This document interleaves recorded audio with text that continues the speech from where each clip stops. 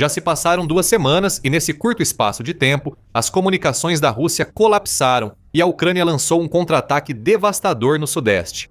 A linha de frente de Putin está se desintegrando sob a pressão implacável da Ucrânia. Enquanto a Ucrânia destroça a linha de frente russa, as forças de Putin se dispersam como baratas tontas, em uma demonstração humilhante do verdadeiro estado do exército russo. Perdido, desesperado, estagnado. A Rússia tem um exército quebrado e colapsou na Ucrânia. Após o colapso das comunicações russas no início de fevereiro, a Ucrânia lançou uma contraofensiva no sudeste do país que continua avançando. Os soldados ucranianos que avançam pelo oeste e pelo norte estão expulsando as forças de Putin dos assentamentos que eles achavam que tinham assegurado, e a Rússia não pode fazer muita coisa a respeito. A Rússia tenta enviar reforços e poder de fogo rapidamente às áreas de contra-ataque ucraniano, mas não é suficiente. A Rússia entrou em pânico, o que resultou em mais avanços para a Ucrânia numa guerra que Putin afirmava estar quase encerrada no fim de 2025. Em alguns minutos, vamos explicar os motivos pelos quais a Ucrânia está destruindo a linha de frente sudeste da Rússia. Mas antes, vamos até Dobropilha.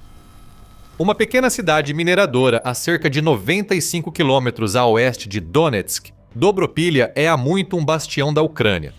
Quando os separatistas em Donetsk buscavam desesperadamente cumprir a ambição de Putin de retomar a região em 2014, empresários e ativistas locais se uniram para proteger seu status ucraniano. Quase nada mudou desde então. Apesar das ofensivas russas contínuas no setor de Dobropilha e tentativas de cercar cidades-chave em Donetsk, a Ucrânia continua repelindo os ataques. Em meados de fevereiro, a Ucrânia não só se defendeu, como lançou um contra-ataque que devastou as forças de Putin. Dobropilha está na fronteira dos oblastes de Dnipropetrovsk e Zaporizhia, onde a Ucrânia faz contra-ataques em massa desde o início de fevereiro. Perto dessa linha, o 36º Exército de Armas Combinadas da Rússia mantém posições no oeste de Dobropilha e tenta atacar a vila.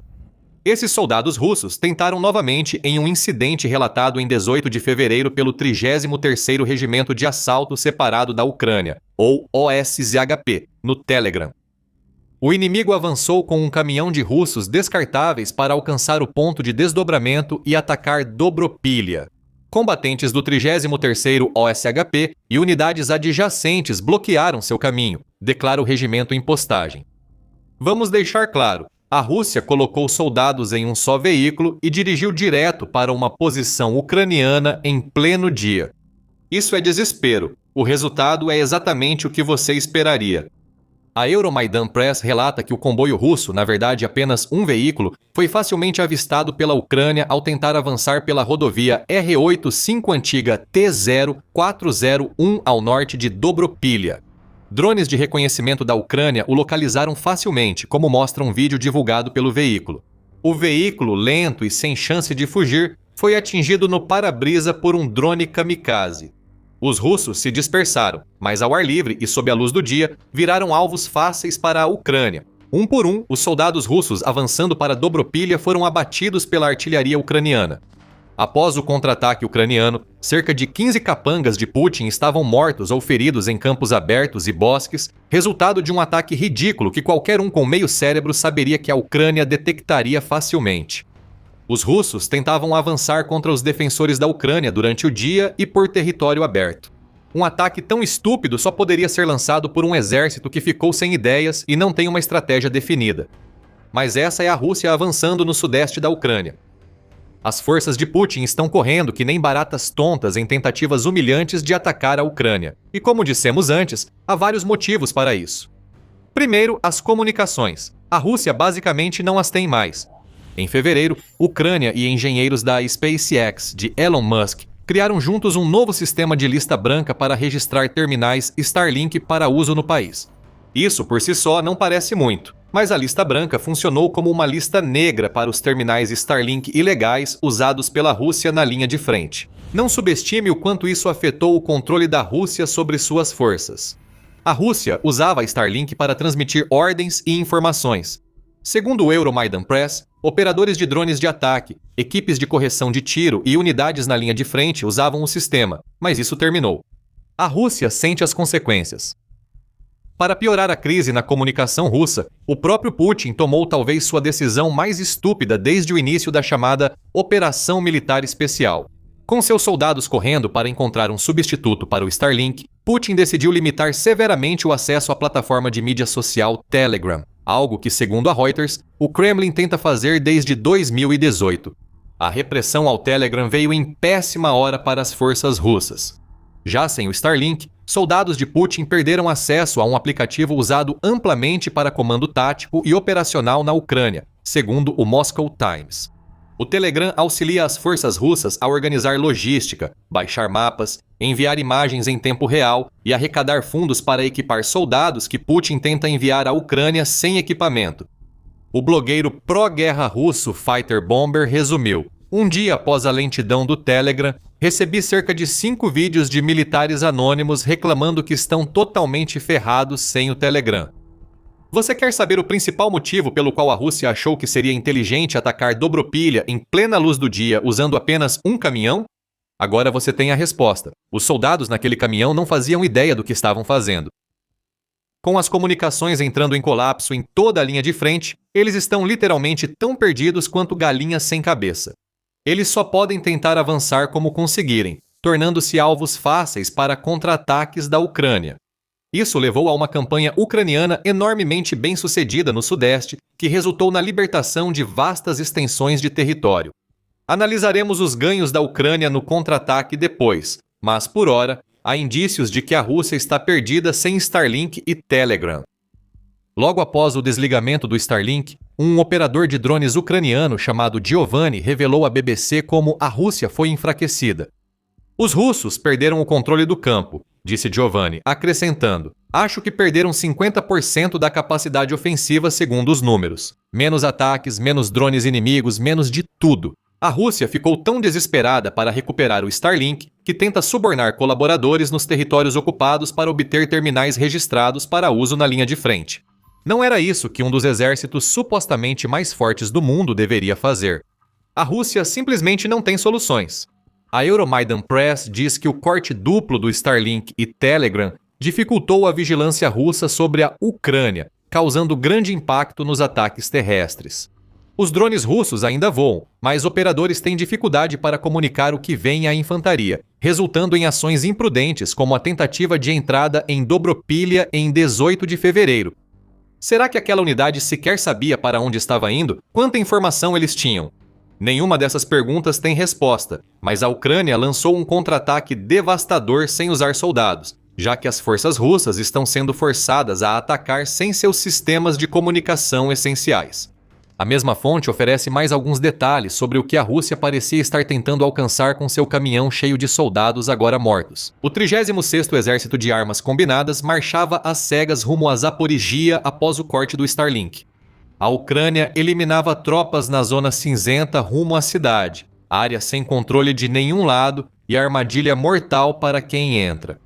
A Ucrânia abriu brechas na linha russa perto de Dobropilha, possibilitando contra-ataques e forçando os russos a enviarem reservas em pânico. É possível que os soldados russos no caminhão em Dobropilha fossem reservistas enviados para reforçar um ataque já fracassado. Eles não duraram muito. Agora, a Rússia busca formas desesperadas de resolver seus problemas de comunicação. Antes de continuar, você está assistindo ao The Military Show. Se você ainda não se inscreveu, agora é o momento perfeito para clicar nesse botão. A solução desesperada da Rússia para substituir o Starlink são balões. Como observou o colaborador da Forbes, Vikram Mittal, em um artigo de 17 de fevereiro, a Rússia recorreu ao sistema Barrage 1 para reacender suas comunicações. É basicamente um sistema que consiste em um balão capaz de levar terminais 5G para a estratosfera. É um sistema inteligente, principalmente pelo lastro pneumático embutido, que permite ao balão ajustar a altitude conforme necessário. No entanto, também é um tipo de balão que nunca foi projetado para o propósito para o qual a Rússia o está usando agora. O Barrage 1 foi feito para levar até 100 quilos, cerca de 220 libras, mostrando que o balão era uma arma ofensiva, não uma plataforma de comunicação. Nada substitui a perda da Rússia em relação a Starlink. Os milhares de satélites do sistema Starlink não podem ser substituídos por balões militares que só voam por alguns dias. Mesmo com melhorias, o Barrage 1 só pode ser usado por semanas antes do balão descer novamente. Essa é a solução da Rússia para o problema do Starlink, e ela está se colocando em uma posição em que só conseguirá criar bolsões de conectividade usando uma solução que custa dinheiro para ser construída e exige uma logística estável para chegar onde precisa antes mesmo de ser lançada. Todos esses são problemas para a Rússia que explicam o poderoso contra-ataque da Ucrânia. Tem mais. Além do colapso das comunicações na linha de frente, a Rússia enfrenta outro problema que explica por que suas ofensivas são tão fracas e logo contra-atacadas pela Ucrânia. O exército russo estava com efetivo estagnado. Segundo a Euromaidan Press, o exército russo não aumentou nos últimos 6 meses, mesmo com Putin ajustando táticas. A Rússia está estagnada com cerca de 711 mil soldados.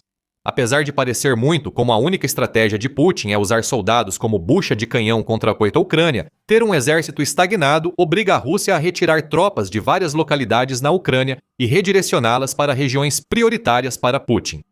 Isso, segundo a Euromaidan Press, enfraquece as linhas de frente ao retirar reservistas. Os contra-ataques da Ucrânia aproveitam esses pontos fracos ao destruírem os retardatários que não estão sendo reforçados com mais soldados ou equipamentos, porque esses reforços foram enviados para outros lugares. A Ucrânia faz a Rússia pagar pelo enfraquecimento de suas linhas de frente. E podemos ver isso nos números. Segundo o presidente da Ucrânia, Volodymyr Zelensky, a Ucrânia eliminou 35 mil soldados russos somente em dezembro de 2025. Ao dizermos eliminados, queremos dizer que essas tropas russas foram mortas. Esse número exclui feridos e capturados pela Ucrânia. São 35 mil soldados que foram retirados da equação permanentemente e que a Rússia foi forçada a substituir. Em janeiro, a Ucrânia quase repetiu o feito. Desta vez, cerca de 30 mil soldados russos morreram, a maioria confirmada pelo sistema Delta da Ucrânia. O número pode ser um pouco menor, mas ainda é astronômico para um mês de combates em uma guerra do século XXI.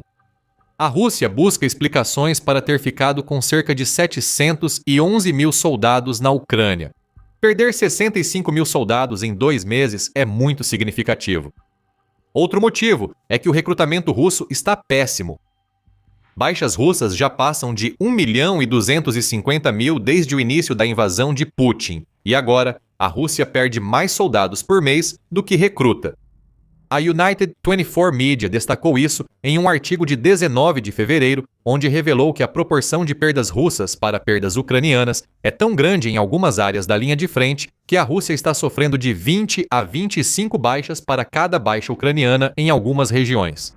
Esses números são insustentáveis e afetam o recrutamento russo. Em janeiro, a Rússia perdeu 9 mil soldados a mais do que recrutou, o que já leva Putin a pressionar por uma mobilização que ele sabe ser muito impopular no país. E o que estamos vendo aqui é que a estagnação das tropas russas é, na verdade, o melhor cenário possível para Putin até que ele decida pela mobilização, supondo que ele seja tolo o suficiente para fazer isso. Com a Rússia agora perdendo mais soldados do que recruta, os 711 mil, que é o número estável, vão diminuir. E se a Ucrânia conseguir uma proporção semelhante em fevereiro? Isso deixaria o exército russo na Ucrânia em 702 mil homens. Se o padrão persistir, uma força antes esmagadora e aparentemente infinita se torna um exército vulnerável. É simples. A morte de mais soldados russos, sem reposição, cria mais chances para a Ucrânia contra-atacar. Cada soldado perdido enfraquece a Rússia. Nem as adaptações táticas da Rússia podem mudar isso. Com a linha de frente desmoronando, Putin depende mais de pequenos grupos de assalto para infiltrar as áreas cinzentas mencionadas. Essa abordagem tem sido bem sucedida no sentido de permitir que a Rússia infiltre soldados em território ucraniano. Frequentemente, esses soldados ficam isolados porque o reforço que consolidaria suas posições não chega. Uma estratégia que deveria reduzir as mortes entre russos claramente falha, como mostram os números de janeiro e dezembro. O uso estratégico de drones pela Ucrânia é o principal motivo. Enquanto a Rússia avança com nova estratégia, drones ucranianos patrulham zonas cinzentas, buscando unidades russas isoladas e oportunidades de contra-ataque. Segundo a Euromaidan Press, As forças de sistemas não tripulados da Ucrânia e o ESF são hoje mais importantes do que nunca. Desde o verão de 2025, os números das USF com resultados de combate verificados, que incluem acertos confirmados, destruição de alvos e danos por fogo, aumentaram de 4% para 33%. Aproximadamente 60% do poder de fogo da Ucrânia é dos drones, e essas máquinas de matar não tripuladas têm causado grandes baixas aos soldados russos. De acordo com Zelensky, pelo menos 80% dos ataques bem-sucedidos que a Ucrânia realiza contra as forças russas agora estão sendo feitos por drones. Essa taxa de sucesso está abrindo novas possibilidades para os contra-ataques da Ucrânia contra as linhas de frente em colapso de Putin. Vimos isso em Dobropilia. Bastou um drone para localizar o caminhão russo e outro para destruir o veículo. Forças russas se espalharam na zona de morte e a Ucrânia os emboscou com artilharia, causando mais mortes. A adaptação tática da Rússia não funcionou, embora isso não a tenha impedido de mentir sobre seus avanços no campo de batalha, como você vai descobrir se ficar com a gente por mais alguns minutos. Antes disso, dissemos que a Ucrânia teve grande sucesso com suas contraofensivas no sul e sudeste. Acreditamos que as palavras que usamos foram que a Ucrânia libertou vastas extensões de território. O AI tem os detalhes. Ela relata comentários feitos pelos militares ucranianos, que dizem que sua estratégia de contraofensiva é toda voltada para arruinar os planos da Rússia de avançar ainda mais em Dnipropetrovsk e Zaporizhia no verão. Desde o início da operação, o agrupamento de assalto aéreo e unidades adjacentes retomaram mais de 300 km² e mais de 8 assentamentos, eliminando grupos de sabotagem e reconhecimento inimigos, segundo o exército ucraniano. Lembre-se, este não é o resultado final da contra-operação atual. O território recuperado deve aumentar enquanto a Rússia tiver problemas de comunicação e efetivo, que não devem ser resolvidos tão cedo. Quem sabe, ao destruir a ofensiva russa em Dobropilia, a Ucrânia pode ter aberto caminho para avançar mais nesse setor e manter a Rússia longe da vila-alvo. A operação no sul está claramente trazendo enormes benefícios para a Ucrânia. Mesmo assim, a Rússia tenta manter sua falsa aura de domínio, o que fica ainda mais claro em Kupiansk. Embora não faça parte da ofensiva do sul da Ucrânia, já que a cidade está localizada no oblast de Kharkiv, no nordeste, Kupiansk serve como um lembrete de que a Rússia vai mentir descaradamente sobre o que está acontecendo na Ucrânia, mesmo enquanto sua linha de frente desmorona ao seu redor. Atualmente, a Rússia mantém apenas 40 a 50 soldados na cidade, após afirmar que havia tomado Kupiansk. Você acredita que a Rússia vai admitir a perda? É claro que não. Segundo o Euromaidan Press, Valery Gerasimov, chefe do Estado-Maior russo, afirmou que Kupiansk caiu nas mãos da Rússia no final de 2025. A Rússia quis avaliar a situação e enviou uma comissão de seu agrupamento militar ocidental para verificar o sucesso da ofensiva de Kupiansk. A Rússia concluiu que os relatos de vitória da linha de frente de 2025 refletem o que ocorre no campo de batalha. No entanto, os inspetores enviados à cidade guardavam um segredo. Agiam sob os auspícios de Gerasimov, o mesmo que propagou a mentira de Kupiansk inicialmente. Aqui vemos a realidade que a Rússia se recusa a enfrentar. Enquanto os contra-ataques implacáveis da Ucrânia quebram a espinha dorsal da Rússia, os principais generais de Putin estão mentindo sobre o que realmente está acontecendo no campo de batalha. O exército russo está perdido e fracassando, enquanto a Ucrânia faz Putin pagar por cada erro. Se quer saber a realidade em Kupiansk, podemos contar exatamente o que ocorreu lá. Não acredite nas mentiras russas, pois Kupiansk reflete o colapso das linhas de frente russas na Ucrânia. Para saber mais, não deixe de conferir nosso vídeo. E se você gostou deste vídeo, inscreva-se no The Military Show para sempre estar à frente quando se trata do que realmente está acontecendo na Ucrânia. E como sempre, obrigado por assistir.